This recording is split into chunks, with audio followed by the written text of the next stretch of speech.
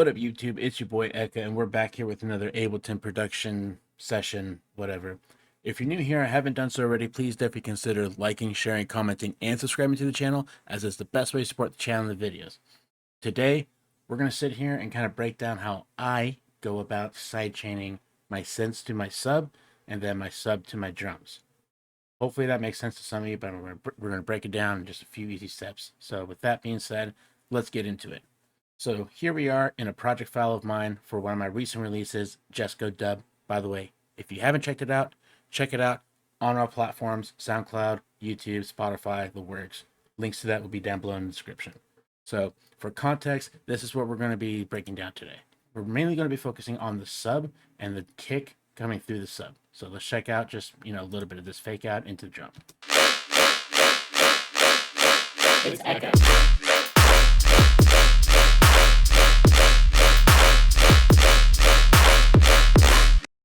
So let's go ahead and break down how we did that. So this right here is our sub bass channel, our sub bass line. So let's go ahead and just take a listen to what we got here.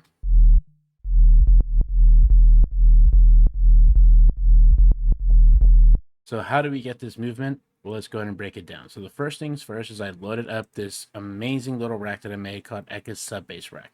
It's available on Patreon, so head to the Patreon and sign up to get access to that today. So once I drop the sub rack in here, I write up my bass line, I adjust the parameters as such, and then as you see, there's two extra plugins in here. So we have a gate and then we have compression. Both of these are Ableton stock plugins, and this is exactly how I sidechain. Let's break it down. So let's turn on the gate. Sidechain is on, and what we're going to do is we're going to take the audio from this channel here, channel 4, which is the main synth that we have right underneath here, as such. So we're going to take that synth and we're going to set it into the gate. Once we have it sent through the gate, we adjust the threshold. The return knob is turned all the way down. The attack is set to 3.5 milliseconds.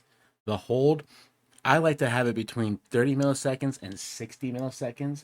But in this case right here, the middle point at 45 milliseconds works perfectly. The release, I don't really touch. And then the floor, turned all the way down. Make sure that puppy's all the way down. That thing is all the way open. So when that's all set up as such, you'll get a result for the sub bass like this.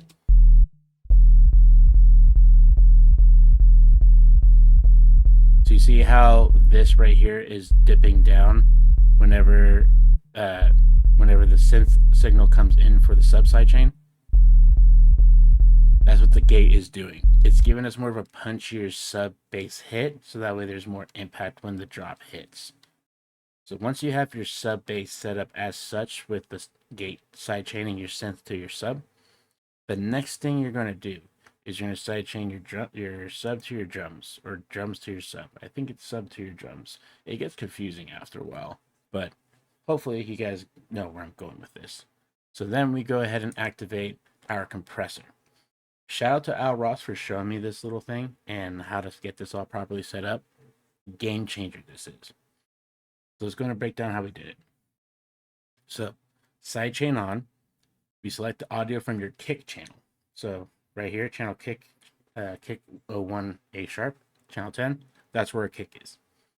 The next thing we do is set everything over here up. So threshold between -40 and -50 decibels is where I like to keep my sweet spot for this. After that, you're going to set up your knee at 6 decibels. RMS is clicked, dry wet all the way up. Your ratio is 4:1. Your attack is at 1 millisecond, and your release is also at 1 millisecond. And last but certainly not least, and this is one of the more crucial things to do with this, you turn the EQ on. You select this shelf right here, select the frequency down to 475 hertz, and that's it. So then the result should be as such.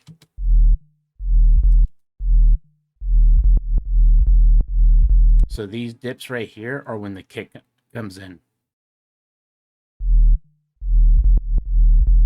So these dips that you see right here, that's the kick signal coming in. So in context, you should have something that sounds a lot like this. It's echo.